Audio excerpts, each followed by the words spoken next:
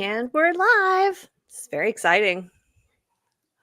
How are y'all doing today? I don't have Christy to bounce off me. Meredith, you're kind of like my new co-host at this point. Yeah, Christy's good for that like intro banter. She just tells you whatever she has going on in her day, sort of breaks the ice. Yeah. So, But well, she's in Arizona this week. She is there for the Daydreamer trail race. I was supposed to go to that, but I pulled out because there's a lot going on in the land of feisty. And so I'm just here with you guys. And then I see we've got some people joining us live. So if you are joining us live, why don't you go ahead, tell us who you are and where you're coming from in the comments and what kind of weather you are having, because I'm having crazy wind here. So, and then while you all are doing that, I'm going to introduce our guest for today. So we know Meredith Root. She has been with us for the last 3 weeks. unofficial co-host. Unofficial co-host of the Girls Gone Gravel podcast, co-owner of Tactic Nutrition and Fitness out of Canada, and doing the Unbound 200 as well as Leadville and some other big races this year. And then I'm very excited to bring us Paige Onweller today. I think everybody knows who Paige is, but if you don't, she is Life Time Grand Prix athlete. You've been pro 4 years now, Paige, is that right? Yeah, third year full time, but yeah, technically, racing 4 years. Yep. Okay.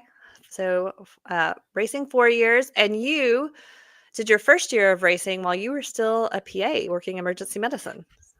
Yeah, Is that yep. right? 8 years as a PA, all in acute care, urgent care, and emergency medicine, and some in family medicine as well. Yeah. So when we were looking at the conversation for today, I was like, oh, that's perfect 2 people to talk about this, because I don't know anybody that prepares more than Paige for things. We kind of had a joke last year that for Leadville, because there's the red carpet. Is it the red carpet you go down at Leadville? Yeah, There's yeah. one of the races you have the red carpet, and we were like, is Paige like practicing racing down it when it's wet and when it's dry? Because she goes pretty deep into like making sure everything is prepared. And then of course Meredith has just a ton of experience in the nutrition stuff. So let's see who else coming in. We've got Sherry from Chicago, where it's 55 and sunny and windy. Angela from Toronto. Karen from Boulder. Vicky from Eugene, Oregon. I was in Eugene this weekend, Vicky. Bradley from Atlanta. And another Angela from Revelstoke. Susie from Wheaton, Illinois. So kind of from all over coming in. And I see more people are joining us. Another Atlanta, 67 and sunny. It's nice there. Oh, we got somebody from China. Shanghai, China. Huh. Nice. What time is it there? in China? I was just thinking, like, Joel, you got to tell us what time it is. We can't do the math. it's So, well, this week we are going to be getting into 2 really important topics. One is really making sure we're fueling enough, or another way to say it is avoiding underfueling, and then race day and training nutrition. And so I think we wanted to start with the topic around really fueling ourselves enough, and really like what can happen if we don't. And we hear some of these words a lot of times, but it's actually really easy for women to sneak into or to fall into low energy availability. And then from there, a lot of other things can develop that can actually really take you out of the game in your racing and training. And so, yeah, Paige, why don't you start telling us why you are so passionate about this? Yeah, I mean, I guess I'm very passionate about REDS and underfueling because I've had REDS before, or back in the day, it was called female athlete triad, which is when you lose your period and have a lot of associated stress fractures. This was back when I was a runner. But as a medical provider, I have a lot of experience understanding the long-term impact that this can have. And so even underfueling for a short period of time, if it's repeated, that can have long-term effects on bone density and fertility, for example. And so, yeah, I've become really passionate about just educating both athletes and coaches on awareness around it, because I think in our day and age. There's a lot of information out on the internet, and there's a lot of people that seem to be very knowledgeable, but there's almost too much information. And I think it ultimately confuses people. And I also recognize, as a female athlete myself, it's been really challenging to understand how my hormones impact my fueling and how I feel. And so another reason I'm passionate about it is just because I've personally had experiences that I thought were fueling related, but were actually hormone related. And so again, just a multitude of reasons of why this topic is particularly important to me. Yeah, I'm excited to share more insights on it tonight. Yeah. And so when we're saying REDS, it's relative energy deficiency in sport. And Yeah. so, and then Meredith, do you feel like you see this a good bit as well with athletes you work with, or Yeah, your and I'm glad community? they kind of redefined, well, not redefined. I think the female athlete triad is still very much a thing and kind of a subset of REDS. But I'm glad that REDS is talked about now, more than just a condition or a set of symptoms that impacts women and people in small bodies and young women. Because I think REDS impacts women of all ages and in all body sizes. I think that's one of the common myths with REDS, is that you have to be really, really skinny and missing your period in order to have it. And that's not necessarily true. And so we kind of see the impact of, I would say, like kind of acute energy restriction, people who go on diets that are very extreme, and they combine that with any kind of exercise, but also often endurance exercise is what people select when they're trying to specifically lose body weight. And it's really, really easy to get into a REDS kind of situation. And the symptoms are so vast that it's hard to put your finger on exactly what the underlying root cause is. So yeah, we definitely see it quite often. Yeah. So let's just sorry, go ahead, Paige. I was just going to define REDS, or kind of give Oh yeah, because that was my we next keep place talking to about go. it. Yeah. So Yeah, tell us what it REDS is and what are the symptoms. Yeah, so LEA, or low energy availability, or REDS, are common terms, or female athlete triad. And basically what it means is when you have an athlete that is burning more calories than what they're creating, or basically they're creating an imbalance between exercise and fuel. And we see, so that's the simplest terms. When we say LEA or REDS or female athlete triad, it doesn't matter what you look like. It doesn't matter if you're male or female, because males can get this too. It's simply an imbalance of the fuel that you're putting in and the exercise capacity that you're outputting. And I see this can happen with intentional eating disorders. So someone that's intentionally, restricting or binging or using laxatives, or a variety of things. But it also can be more commonly in endurance athletes overtraining that creates that imbalance. So sometimes you may not be fueling bad, but you might be overtraining or exercising too much, which endurance athletes we tend to see. Whether it's intentional or not doesn't matter. And then the other thing is underfueling. So those are kind of the ways I like to describe it, because it simplifies things a bit. And it also just is important to recognize that you don't have to have an eating disorder to have REDS or LEA. It just can mean a mismatch between your training and your nutrition. Yeah.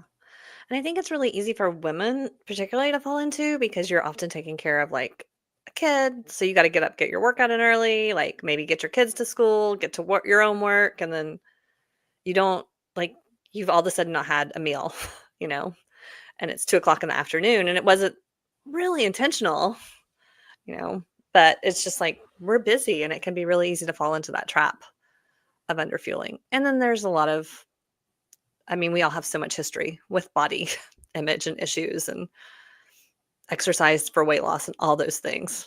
So there's a whole spectrum of why this can happen. Yeah. Yeah, exactly. and there's a lot of societal pressures too for what an athlete is supposed to look like, and I don't think that helps us at all. Yeah. Now, Paige, I know you've talked a lot about how you see that impact your hormones. So as a cycling, not riding your bicycle, but menstrual cycling woman, going through your menstrual cycle, you know what I'm trying to say. Yeah. You are not in perimenopause, is what I'm trying to say. You're No, normally I'm not in cycling. perimenopause. um, yeah, Yeah. so I guess I can talk about my experience, and then also just say that this is more common than maybe people recognize. And I know this because of athletes that I've coached or mentored. But if you have that slide of like the hormone, if Mhm. you can bring that up, I think it's worth noting, whether you're, having regular cycles or you're, perimenopausal or whatever your situation is. I think it's important to note that as females, our hormones are often fluctuating, and that impacts how we feel. And I think that this is an area of research that is very poorly defined. And I think in the next 10 or 15 years, there's probably going to be a lot more information that hopefully comes out.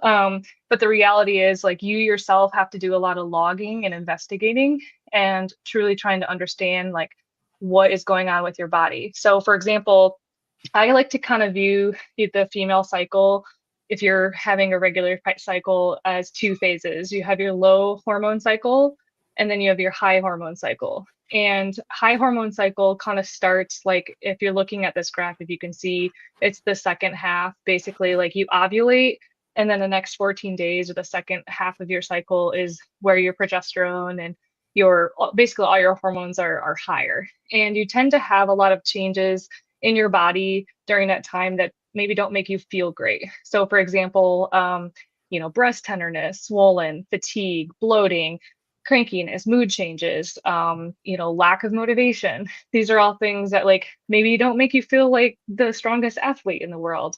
And a lot of times your body does change. Like, I can sometimes, my body weight can fluctuate 3 to 5 pounds during my high hormone phase. And it's like kind of demoralizing when I put a skin suit on. I'm like, oh, like, this is the last part of my phase I want to do this in. But what happens, I notice, whether it's with me or with people I've coached, is that you feel bloated, you feel kind of, quote, you feel fat for what you're used to. And what happens is you tend to want to restrict during that time because you feel different. And the reality is your body actually needs more carbohydrate during this period. And so it creates a further mismatch. And then what happens is you're not fueling to your body's needs during that time. And you actually have some mismatch of energy availability, and your symptoms can worsen. You get more moody. Your body tries to retain. There's just a slew of things that can happen. So for me, I've noticed that I really have to be aware of where I'm at in my cycle and how that impacts what I'm eating off the bike. So, for example, I increase carb and fat quite a bit in my diet. And then I also modify my lifting regimen during my high hormone phase. So again, like, this isn't directly related to REDS, but I do think it takes a while to understand what's happening in your body. And for me, when I start my period, like, I instantly feel better. Like, I feel amazing. And that's when physiologically your hormones are the lowest and you're most like a man. And so your energy tends to be quite a bit different. And sometimes I feel like my clothes fit differently during that time. So anyways, I also feel like I can eat worse and I don't feel bloated the same way as I do when my high hormone symptoms are higher. So, anyways, I'm kind of ranting, but the point is, you have a low hormone phase and you have a high hormone phase. And I think as athletes, we're really in tune with our bodies, which is great. But sometimes that can make that attunement to these symptoms like even worse. So I personally log my symptoms. And the other thing that has really helped me is wearing a whoop, because when I enter my high hormone phase, so basically right around ovulation, my temperature, my basal temperature rises and I get an alert on my whoop. I used to think I was getting sick, that my body temperature was elevated, but it's actually, I started tracking it. It's always right around ovulation. And that's how I know for myself that I'm going into this high hormone phase. And then I'll modify kind of what I'm eating. And I have a sports dietitian that I work with, and they're aware of these changes, and so are my coach. So that's just kind of like a general overview. Don't know if that answers those questions, but yeah. Yeah. Taking that to, like, race day or, like, race week, like, do you modify any of your, calories? Like, if you know that you're getting ready to start your period going into race day, like, do you add calories to your race, or does that impact No, anything? no. So the biggest thing is thermoregul or like basically cooling techniques. So performance is greatly impacted by your body's ability to cool. So we know like the core temperature, like thermoregulation, like these are really, really important to performance. And for me, the only thing that I really focus on changing, like relative to racing, is that if I am going to race during my high hormone phase, that I am a lot more diligent about salt loading and preloading, and really hydrating well before a race and during a race. And then I may have some additional measures that I take during the race that avoid extra heat. So maybe it's ice socks or wearing a bladder on my, like a frame hydration bladder instead of a bladder on my back. Because if I'm wearing something, then it's harder for my body to cool. And if I'm in my high hormone phase, like that, basically day 14 through when I start my period, then it's harder for me to regulate the temperature during that time. And for me, it's actually the 7 days right after ovulation, 7 to 10 days. And then right before my period, I actually feel better. And then if I start my period like right around a race, that's like the perfect scenario. Yeah. I know that I can screw up fueling and I'm probably going to perform even better. Yeah. And I think the important thing is to have all of these things understood. And I have recognized that, and I've looked at a lot of data and research, and I am still able to output the appropriate amount of power and nail workouts and hit all my targets even during my high hormone phases. It's just that I have to be more diligent about cooling my body's core temperature and eating appropriately. Those are kind of the main things that I would modify relative to my cycle. Yeah. I would also say too that like I would probably increase my carbohydrate off the bike slightly around this time as well. And then if I'm doing any lifting, I also understand that my body during the high hormone phase is in a more catabolic state, meaning it's more likely to break down. So I might increase protein intake if I'm doing more strength endurance workouts on the bike or strength like at the gym as well. Yeah. Yeah. And I know when you hear like all this, it can feel overwhelming. And I think it's also quite similar to some of the stuff that Hannah said. She's like, and I'm a professional athlete, right? So I have to like, you have to look at every little thing. But I think when you translate that out to the normal person athlete, I say in quotes, because we're all athletes, is like understanding where you are in your cycle and that you may need to eat more. You may feel crappy. Like you may need to regulate your temperature. And those things are just normal and they're going to happen. And like being aware, like if you track your cycle, you're going to know what's going on and how to make those adaptations. Yeah, and I think like the biggest thing is to like understand that like as a woman you can feel like your body is getting hijacked like every couple of weeks, and or you know, if you're in perimenopause it's probably different and I can't speak to that, but the reality is like you're not alone. Like even athletes at the top level, like we are also feeling like our bodies are doing this yo-yo all the time, or like what the heck is going on. And I also think that um, there are like a lot of eating habits that are associated with hormone changes. And so if you just simply understand what your body is doing, you might have a little bit better understanding of like your eating habits too. And I think that is something that anyone can benefit from, whether you're an athlete or not. I think Yeah. those are always good things to pay attention to. Yeah. Meredith, you are not in perimenopause either, but you have done a lot of research on perimenopause because you have a lot of women in your community there. And, you know, like, so then your hormones start to go crazy and you're never sure where you might be. And it's also a time when people tend to start, like, maybe they gain some weight because of what's going on with hormones or their bodies are changing. And so people tend to restrict and then can get into pretty big trouble without the markers of like, maybe I lost my period. Cause you're like, well, I is don't my have period one. just like going away? Yeah. Or is it like, and I had talked to one of our doctors that works with us a lot with menopause. And she said, a lot of my clients that when they come in during perimenopause, a lot of their symptoms get better when they actually start eating enough.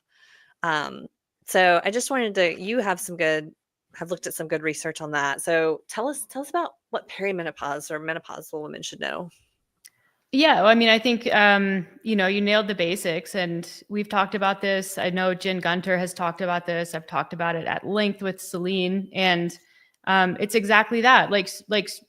I mean, the easiest way to say it is it just doesn't feel good to not eat, and what happens in menopause, like hormones are definitely at play, but you aren't going through your cycle reliably. Blood work is pretty much useless because you don't know, what's going on when you take it. And so that's why a lot of, good practitioners don't really recommend going that route. But it's a chaotic system. And so if you throw more chaos into it by not being diligent with nutrition, it is just going to sort of amplify symptoms. And so a lot of the anecdotal experience, because unfortunately there's just not a ton of research in this area yet, but of the people that we've worked with, of the feisty menopause community that I'm a part of, and talking with Celine, it's like, yeah, if you can get women to eat regularly, a lot of that stuff reduces or goes away. And then it allows your coach to better understand like sort of what's coming from where, like what symptoms actually are and can be attributed to hormones. Is there something else going on that maybe is misdiagnosed or undiagnosed? Because I think that menopause can be such a Trojan horse for other things to kind of sneak in, and people chalk it up to just, oh, I'm in menopause, or she's in menopause. And it leads to women not, getting the treatment that they need or being taken seriously by their medical professionals, which is a huge problem. But from a mechanistic standpoint, something that's kind of interesting that I don't think a lot of people know about menopause is the impact on that like lower estrogen and that like intermittently high FSH on muscle mass. And so essentially it causes women to become a little bit catabolic. And so muscle tissue breaks down, like serum amino acid levels are lower. And what that does is it increases appetite specifically for protein. But a lot of times women will just perceive an increase in appetite. So it can also cause, especially if this is accompanied with restriction of any kind, it can cause an increase in binge eating episodes. It can cause an increase in average eating across the board. And that can, especially in combination with a low protein intake, lead to some unexpected weight gain. And so I think, that's kind of a thing that you hear a lot from women in menopause is like, well, my weight's going up, I'm not changing anything. And it's not to say that correlation doesn't exist, but there may be a very well-defined mechanism that can explain it. But helping people and getting women to eat more regularly, eat more protein, especially if they're training endurance or strength or anything like that, is a really great protective measure against any kind of low energy availability or REDs that might pop up. Yeah. Anybody could put in the comments, do you feel like you spend your whole life just figuring out how to eat more protein? Because that's what I feel these days. I saw this thing on, it was some meme, but it was like, if someone told you that protein was in dirt, y'all be out there eating dirt out of your backyard. But actually, it's so true. It's so true. Yeah. Well, and to bring this back to like training, one of the things that I've noticed, because I am definitely right smack on perimenopause, is I used to, like 10 years ago, when I would go and do like a morning workout, an hour workout, I could just like have my bottle of water and my cup of coffee, as we've established, like I like to have in my morning workouts.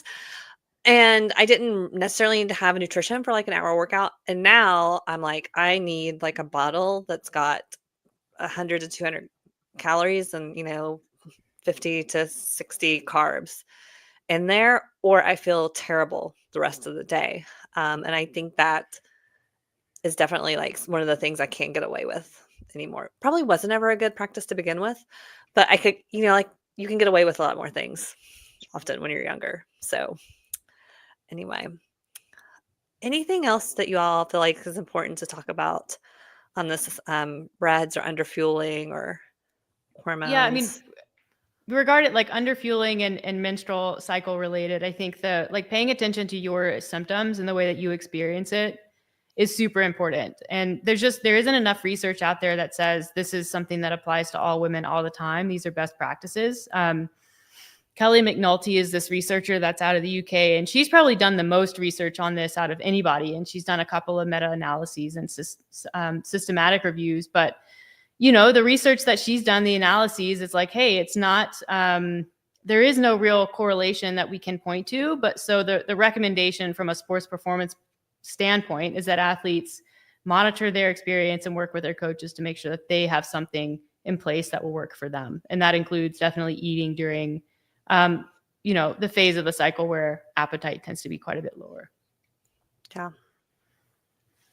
Yeah. And I would also just add to that too, that like it's so hard to diagnose these things. And it's all like kind of you go to your doctor because you're feeling a little off and they're like, oh, you're healthy. You ride your bike X number of times, or you swim or run. And like it's pretty much not helpful. And so I usually, any of the athletes that I work with, I recommend that they do like a REDS questionnaire. There's like, if you Google, or I can follow up with send you the link, Catherine, but just a good questionnaire and identify as like the potential risk for REDS. But I also think like I'll just list some of the more common symptoms of REDS so that people are aware, because they may not come across as super clear, like, and it's just very vague.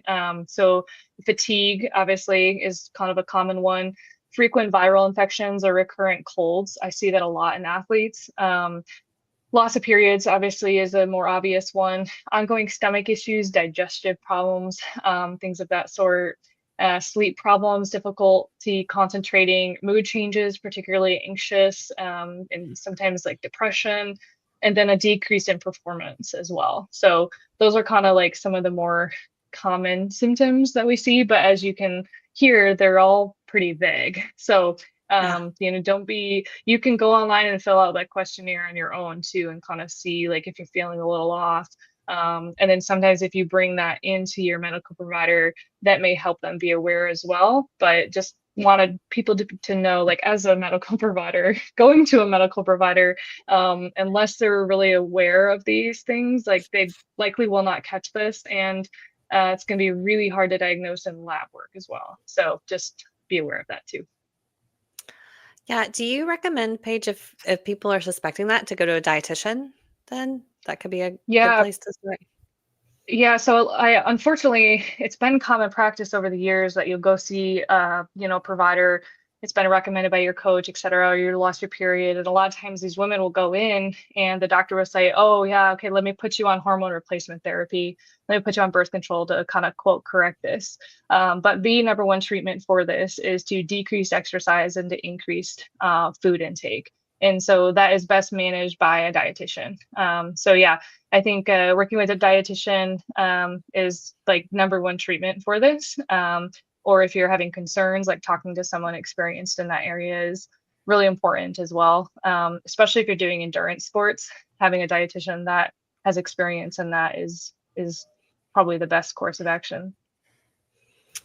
Yeah, and it is serious. Like, I joke about like what I could get away with, but we do have a woman in our community that we've talked to. She's been on Hip Play Not Pause, where she didn't know she'd ever be able to train again because she went so deep in the underfueling hole, and it just really impacted her whole life. So it is something to take seriously and like to work with somebody if you're starting to see those things, because you don't want to,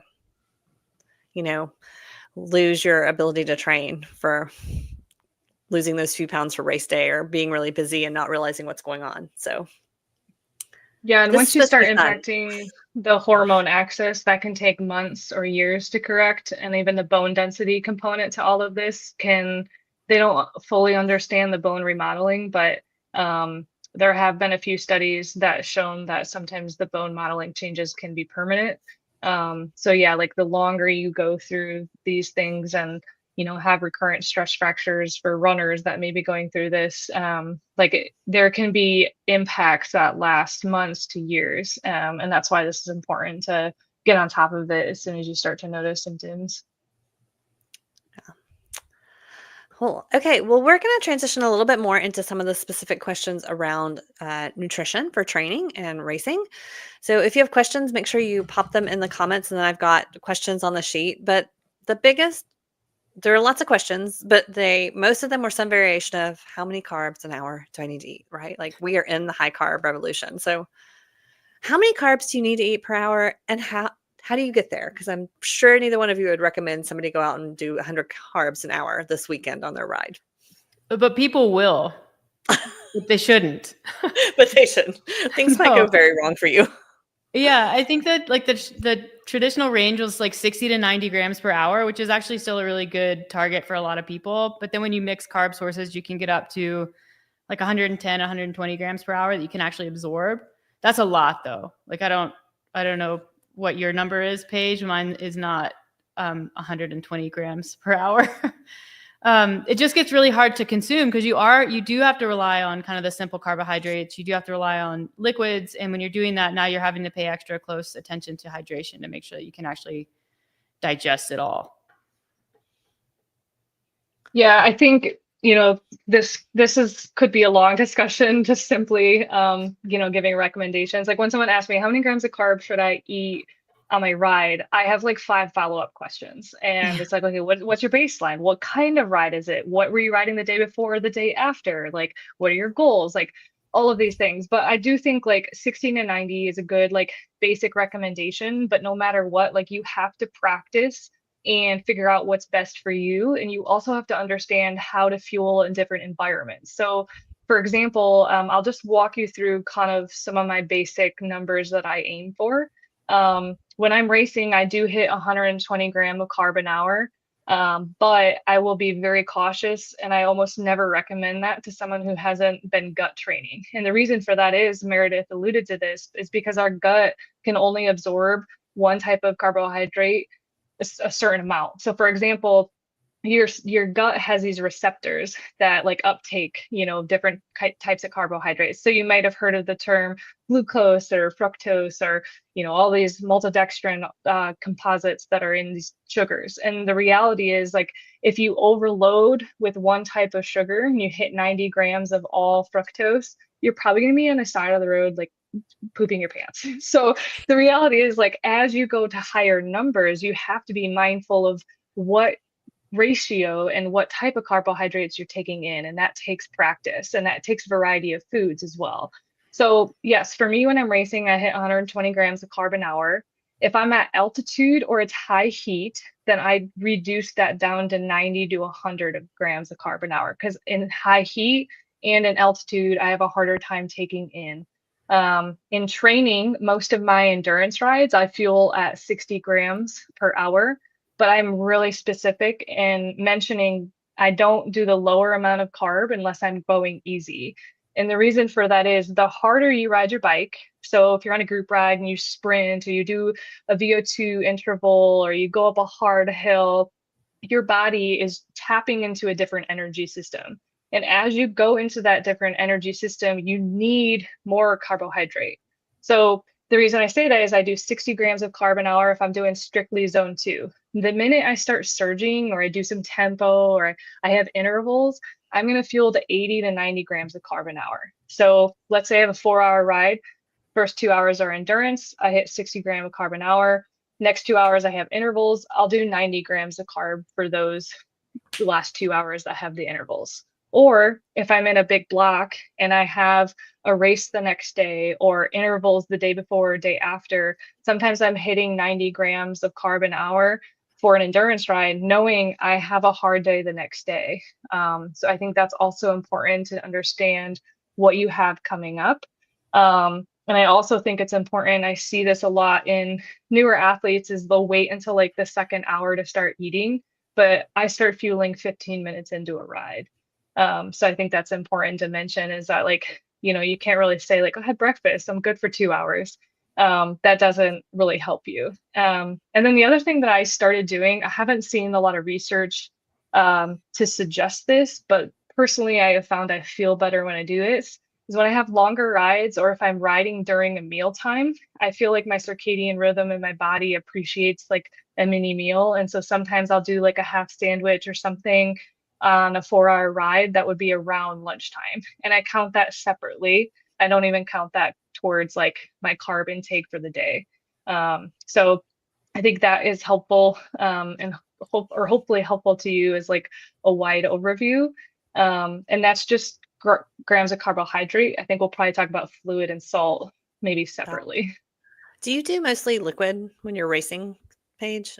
Because y'all are Yeah. pretty, it can be like, I can't imagine you had time to like have a snack last year at Yeah. Unbound when you were, No, if you didn't know, Paige was in not the at all. 9-up sprint to the end. Yes. So I remember I always have solid food just in case for races that long, but there was nothing but gels and fluids going in my body on that one. But yeah, on race day, I do just drink mix and electrolyte mix and gels, like a lot of gels. I also like a flow gel, which is like a drinkable gel. I do that quite a bit. Um, and then yeah, like I transition. So the first half of my race is like often high carb drink mix, but then towards the like second half, I transition to just electrolyte in the bottle, which we'll talk through when we go through the salt stuff. Mostly because I guzzle later in the race as the temperature rises. And you have to be really aware if you're guzzling high carb drink mix, it's the same thing we talked about with the gut receptors. You're going to overload your gut and you're going to feel like your stomach's not going to do well with that. So you have to be aware if you're a guzzler, you might be better to have more of an electrolyte drink mix instead of a high carb drink mix. Yeah. And Meredith, I know you did a mix of liquid and food. You had some cookies in the mix, I right? had some, yeah, I usually travel with Fig Newtons, just for solid, for when I feel like having solid foods. But I feel like both times I tried to eat those last year at Unbound, it was like right before something. And so I ended up just like holding a Fig Newton in my mouth for like 3 minutes. And I don't know if you've ever done that, but at the end of 3 minutes, it's gone. Like they just dissolve because there's no fat or anything that holds them together. So I don't know. I'll probably bring them for emotional support, but I'm not planning on eating them this year. Your emotional support, Fig Newton. Yeah, after Unbound, I switched. I traveled with them, but I didn't find myself using them a ton. It was mostly the higher volume gels with like a lot of fluid content, and then liquid nutrition. Yeah. And we work with a lot of people who are like fairly beginner, just getting into running or riding bikes, and so we deal with this a lot. And I do think it's worth saying if you're new to gels and you're new to liquid nutrition and carb supplements, you want to you start really low with it. And so if the end goal for somebody is around the like 60 to 90 gram per hour, starting at like a third of that, starting at like 30 grams with multiple doses is kind of how you start to build up not only the practice of doing it and how to do it and when, but also like when you talk about gut training, you start slow and you start low and you allow your body to acclimate to kind of what you're giving it. And it will over time do that. But you definitely don't want to go in there and start throwing 60 grams an hour right off the bat. So, Yeah. We had a question from, Angela. Wrong question. With Unbound, with all the hills, would you consider that pure endurance or more tempo or threshold? Yeah, this is going to depend on the person, but yeah, like if you train with a heart rate or a power meter, then you can look at the zones that way, but almost always like you're going to be having a higher, like with the hills at Unbound to get over them, you're usually riding over zone 2 for those. So I would definitely say the hills are usually at least tempo. Yeah. I think it also depends on who you end up riding with too, right? Like I had a friend a few years ago she was like, I got with a group and I was not going to lose that group. I had to pee and I went to the back of the group and peed off my bike and stayed with the group because, like, it's just like they were going at a good pace and I did not want to lose it. So, you Yeah. might end up with a group that's like slightly higher than you wanted, but you're getting that draft from them. So, yeah. Okay, let me see what else we've got in here. Also, carb loading. Does carb loading work? I noticed that question came in a bunch. And should we be doing it? Is the yeah, you pasta should. dinner a thing? 100%. I think the carb load, like the multi-day carb load, I think a lot of sports scientists are starting to kind of like maybe move away from that because a lot of athletes are training right up or doing some riding right up to race day. And the whole point of a carb load is to top off glycogen stores. And so they've done basically studies comparing single day carb loads with multi-day and found that the single day, if you do them right, is basically just as good and it's easier. But you're talking about, and again, like this is something you would definitely want to practice and build up capacity for, but you're looking at, 10 to 12 grams per kilogram body weight on a carb load. That's what about that would be like 750 grams or so for me, which is like about right. That's a lot if you're at the upper end of it. But that, like, if you can get up towards 10 grams per kilo body weight on, a single day, that'll work. If that's hugely uncomfortable for you, then doing a 2-day with lower, maybe 6 to 8 grams per kilo, and then just trying to not be super active on those days leading into the race, I think is how the kind of the secondary recommendation. But Paige, I'm sure you have this figured out too. Yeah, big fan of carbo loading. Yeah. Especially if your race is more than like 4 or 6 hours, or an event like Unbound.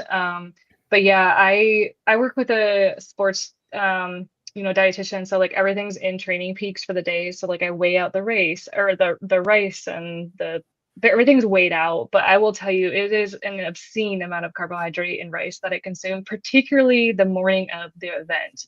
And I have had to practice this. And for example, like I will have a giant bowl of like cinnamon risotto rice the morning of a race. And like I'll show my boyfriend, like, hey, I have to eat all of this. And he's like, what? And he can only eat like a half to a third of it.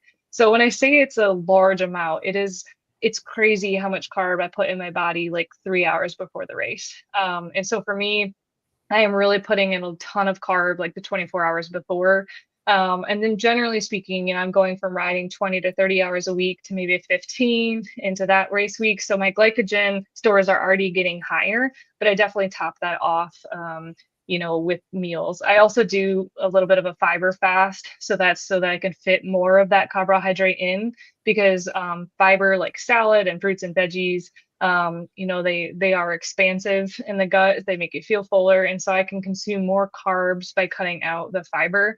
Not the healthiest thing in the world, but it's what we endurance athletes do to perform at the higher level.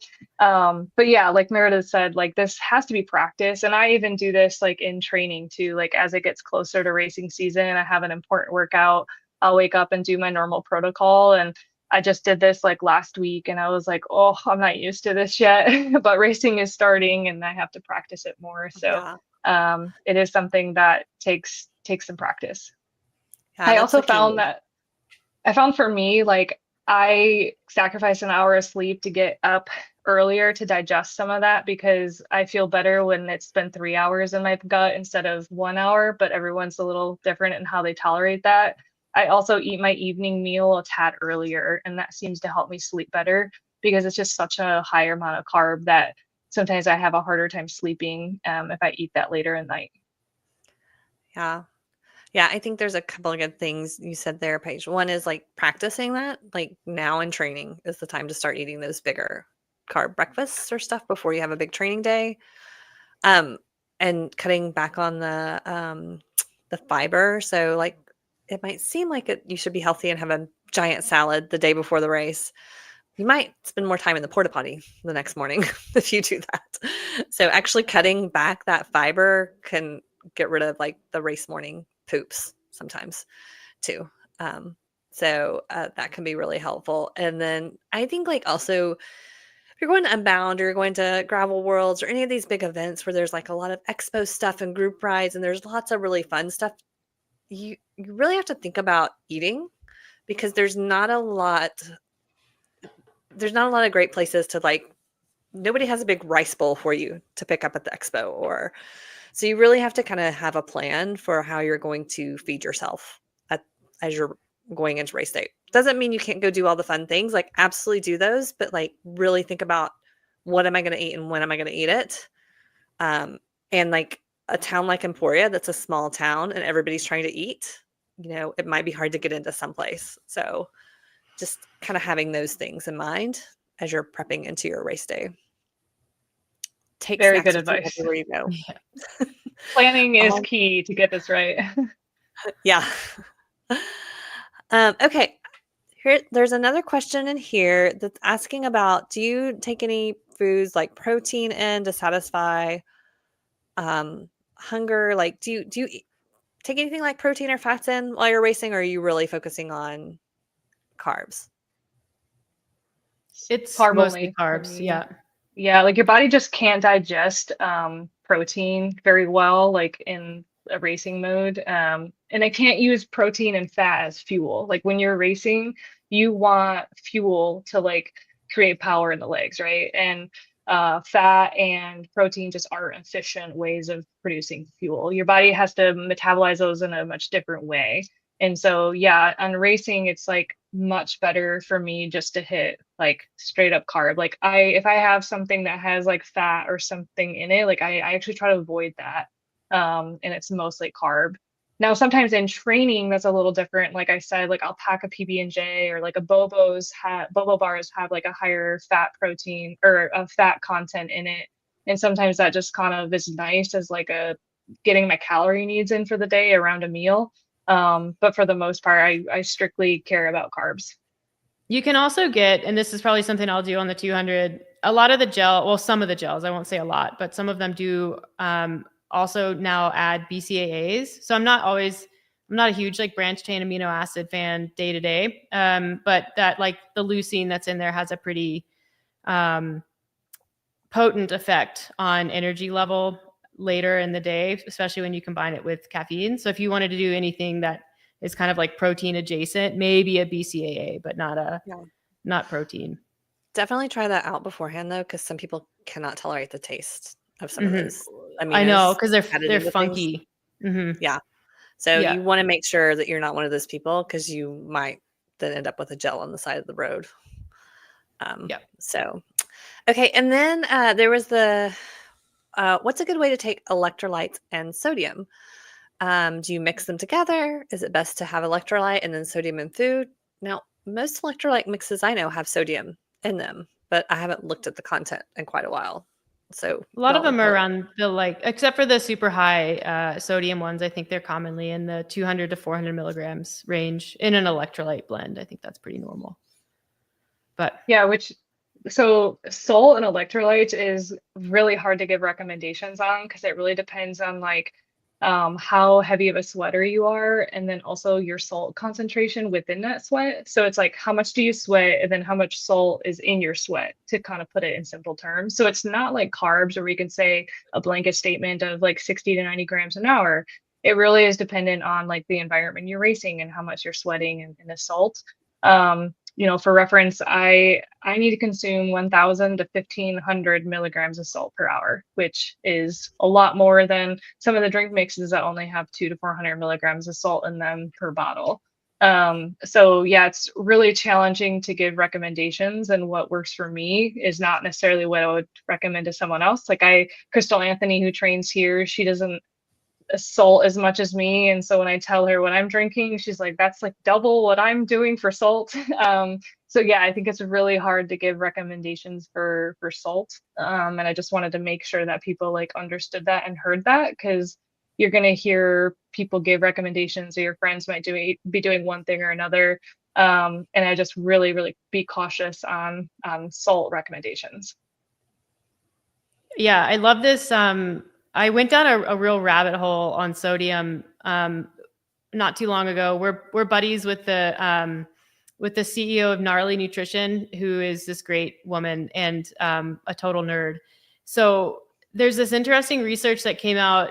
It's a sodium model and then a follow-up study. And I want to say it was 2023 for the model and then 2024 for the study. And it's this Australian researcher. His name is Alan McCubbin. And he kind of turned the whole sodium supplementation for endurance exercise idea on its head, because the model, so what he used, basically the model suggests that real sodium supplementation isn't super necessary for events maybe less than around 4 or 5 hours. So anything less than that, you don't really get a benefit from it. And anything above that, supplementing at like 50% loss seems to be sufficient for maintaining performance. And again, there's a hydration element there too, because if you're overhydrating, essentially the more you hydrate, the more you have to supplement, because as you become dehydrated, your sodium concentration in your blood becomes concentrated, but it's really easy to overhydrate and then dilute it. And now we're looking at hypernatremia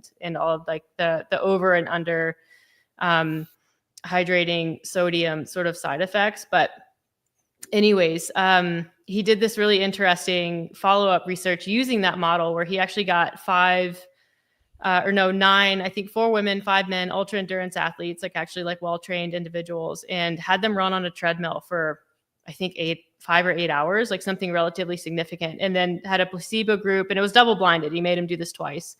But essentially administered sodium capsules to one group and placebo, just nothing capsules to the other. And they had this whole hypothesis that they would see increased thirst in the group that was supplementing sodium, increased desire for hydration, but also increased performance, better thermoregulation, all of the things that are associated with sodium. And they basically saw no difference at all between the two groups, which is kind of insane. And then follow up, they essentially did renal analysis the day after to see what kind of urinary excretion was, what that looked like from a sodium loss standpoint, because typically you'll see that happen the day after an event. And again, not a huge difference. So he's kind of the opinion, and the follow-up research, I think, is going to look at potentially the ways that sodium is implicated in other mechanisms in the body, aside from the ones that, they thought might be relevant, like muscle contraction, thermoregulation. There's definitely an impact on carbohydrate and glycogen access and the way that your body utilizes that. But the takeaway is, like, if you are supplementing sodium, pay attention to your thirst and what your body's kind of craving, because that's a really, really good indication as well. And then if you are a heavy sweater, if you are a salty sweater, especially doing events longer than 5 hours, you do want to start supplementing sodium early in the event and routinely, kind of all the way through it. But anyways, if you want to go down that rabbit hole, it's a really good one. And if you it's don't like know how to test. Oh, sorry, go ahead. I was just gonna say, if you don't know how to test it, like, feel your face after a workout, like when you're hot. If you're like crusty, you probably are a salty sweater. If your eyes burn, salty sweater. Yeah, I'm a salty sweater. Mm-hmm. And I also notice, like, when I don't have sodium and I get like I sweat a lot, I feel kind of hungover the rest of the day. Yeah. It's definitely doing, like, there's definitely a reason to take it in. It's just kind of interesting that it's not what we thought. Yeah, I'm definitely sweater. I'm sorry. So what were you going to say, Paige? No, I was just I can't comment in the normal because I'm not like logged into my YouTube, but in the private chat, I put a link in there. Can you copy that and put it in the public one? Okay. Oh yeah, this Precision link has a. Yeah, like, so basically, like, there's a way to like kind of figure this out for yourself, because this is going to be so individualized, and like someone may need to take in 500 milligrams of salt and someone may need to take in 1500. But this is a way to calculate your sweat rate at home, and you basically like weigh yourself before and after an endurance ride, and there's like, this is like a good benchmark for like a starting place, and you can do this and keep a log of it, like, for different races, but then also like what the humidity and heat was for that time. And so this might be a good recommendation to like look into and start your own research to see what your body's doing. But then also, like Meredith and Catherine said, like, don't overcomplicate things, because if you're craving just pure water, you might be having too much salt. If you're really wanting something salty, that's your body telling you maybe you need more salt. And if you look at your kit afterwards, like if you look at the photo of me at Unbound sprinting in that finish, I have a salt stain on my legs, and it was like white. It was just like so much salt accumulating. So for me, like, I am clearly a heavy salty sweater, and look at your kid. Do you have salt stains? Does the person next to you not? Like, these are little cues that your body is trying to tell you. And then also, like, are you peeing right after you ride?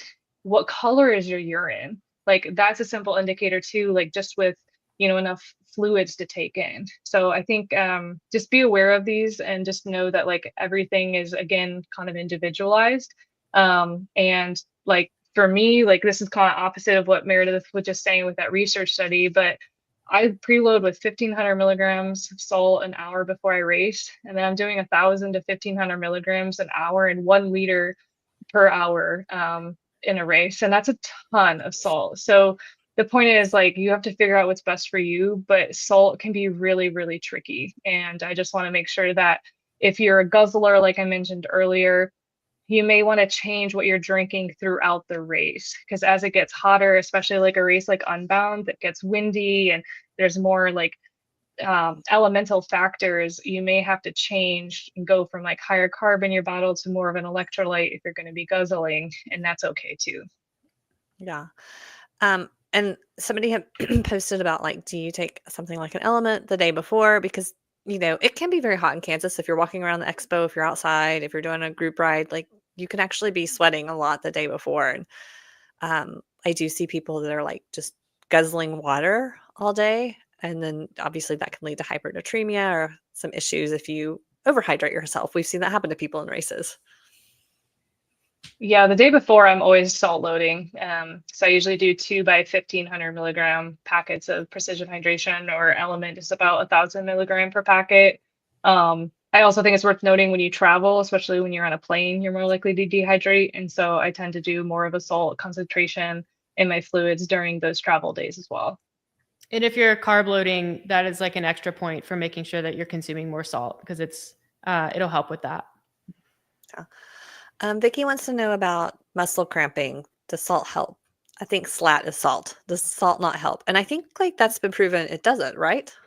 No, they've looked at cramping versus non-cramping in like all kinds of athletes, and basically it's not a sodium thing. It's a complicated thing. Yeah, we can do that. I Maybe think the number one cause of like cramping is being undertrained. Yeah, that. So yeah, it's usually like maybe back it down would the be nice effort if it were salt. Yeah.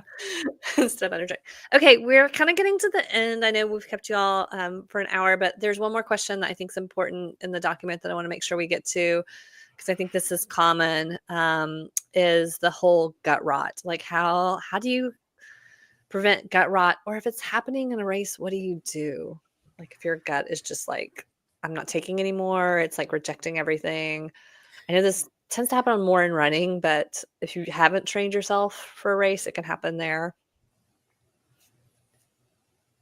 I mean, like if you get to that You're point in both a like, race, I you don't really know. are like, just do your best, like be smart. If you start having diarrhea and actually throwing up, probably stop, because that you do run a real risk of very fast sodium depletion at that point, and then hyponatremia is a risk. If you're just like, if you can't eat, you can go as long as you can, but that's one of those things that you get better. I think the longer you go, you figure out what works and you train your stomach, and hopefully you can get to the point where that doesn't happen. But like, Rach McBride, our buddy from Vancouver, they have it happen basically every single Ironman at the end of the race. And it's like a huge thing for them, and it impacts their performance, and they finish and they're still an amazing athlete, but cannot sort that out. Which is why they just need to give up on triathlon and come on over to full-time gravel. Yeah. Rach. Come on, Rach.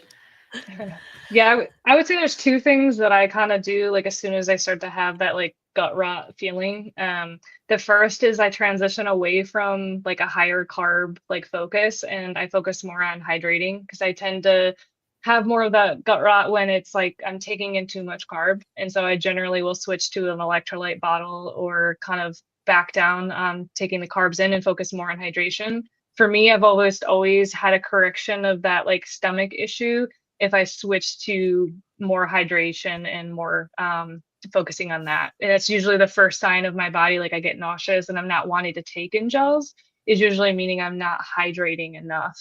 So for me, that's like a big clue.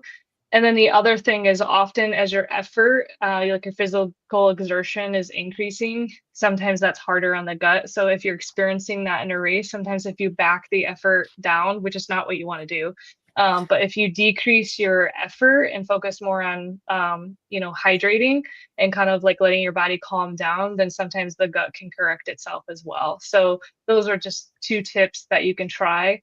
But I also agree with Meredith, if you're vomiting, especially, or, if you have profuse diarrhea, then your body losses are probably going to potentially create some medical problems that could be bad. So it's best to kind of get medical attention if that's happening. Yeah. Yeah. And I think it's like understanding the difference between I feel really bad and like things are going really south, because races are long and things can turn around, Yeah. within 10 miles, you can feel like a whole different person. And I think what I would say about nutrition is like, just experiment with a lot of different things, understand what they do for your body. Like I used to race Ironman races, and I started to understand, like they would always have Coke at the aid stations, and you're like, why do I have Coke? And it's like, oh, Coke, like it's a fast sugar, like it will immediately metabolize into your bloodstream. So if you're like really, really fading, and you have a little bit of, it's like it will bring you back to life to get you to the next thing. And so like understand, so like a lot of times, like Meredith carries her emotional support fig Newtons, I'll carry my emotional support gummy bears, because they kind of can do the same thing. They get a lot of fast sugar into your blood. So it's like if I'm going downhill, having that or a piece of candy or something that'll just like kind of do a quick turnaround can help, but you're not going to know. Or like having something salty, so like some pretzels, if you're like, I just can't take any more gels in or any more sweet stuff, sometimes if you can cut that with some, you know, chips, like if you're going to have a this is not an Ironman, you don't have special needs bags, but sag stops at your bag, you know, your bags, like throw a bag of Pringles or a bag of pretzels in there, or you know, something that we're like, I don't know if I'll need this, but it just might be nice to have that, to get a little bit of salt or a little bit of sugar or whatever I need at that moment in there, and to be able to kind of solve your problems along the way. Is there anything else that you all feel is really important to cover about training and race day nutrition before we go? I did want to mention, so Vicky asked a really good question earlier about basically people who want to lose weight, Oh yeah, but also that want to one. make sure that they're fueling their training. And that I think is a really perfect, because also the REDS kind of situation comes into this question. And so there's definitely best practices from not only how to create a calorie deficit and how big that should be, and really it should be around probably 250 calories per day, maybe 300 at an absolute sort of top end. So a very, very moderate calorie deficit if you are trying to create one. And then the most important thing that you can do is the post ride and the post workout nutrition. And so that really sends a strong signal to your body that it's okay. You know, this really stressful thing just happened. That was this bike ride, the training that you're doing, but there's food coming.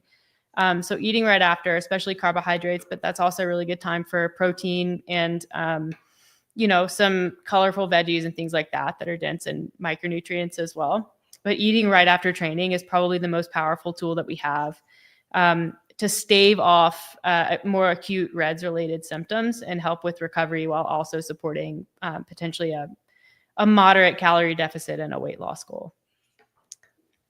Yeah, you don't skimp around your training before, during, or after your training. It's the other times a day where you want to cut those. And that's where I think, you know, Vicky, I don't know if you're a coach, but it is hard sometimes when somebody's paying for a coach to be like, I think you should work with a dietitian. But if somebody's training for a big event, like it's worth, and they want to have some body composition goals, you really just don't want to mess that up. And working with a dietitian, especially coaches, like our lane is not weight loss. We're not trained for that. And so staying in the lane as a coach, and then encouraging people to get help from a trained dietitian. Which, speaking of, Meredith, if people wanted to find you all to get more information about nutrition, where should they go? Yeah. Well, disclaimers, we're not dietitians, and I don't have any dietitians on staff, but we are nutritionists, and I have some really, really great nutrition coaches that work for us. But you can find us at tacticmethod.com. That's our nutrition page. Tacticworksout.com is our fitness page. And then Instagram is where most people know us, and that's just Tactic Nutrition. Yeah. And then Paige, you are coaching some? Did I understand that? No, Days? well, I was coaching for like 8 years, but or no, 7 years, 6 years, yeah. But I paused that. It's the running You my got own too much gravel fun. program is like enough. So yeah, I'm not currently coaching at the moment. Yeah. But you do. Did I see you and Crystal have another camp coming up? Yeah, so I guess I do. We do offer. We're going to do 2 gravel camps per year, and that has a very large nutrition component to it, for sure.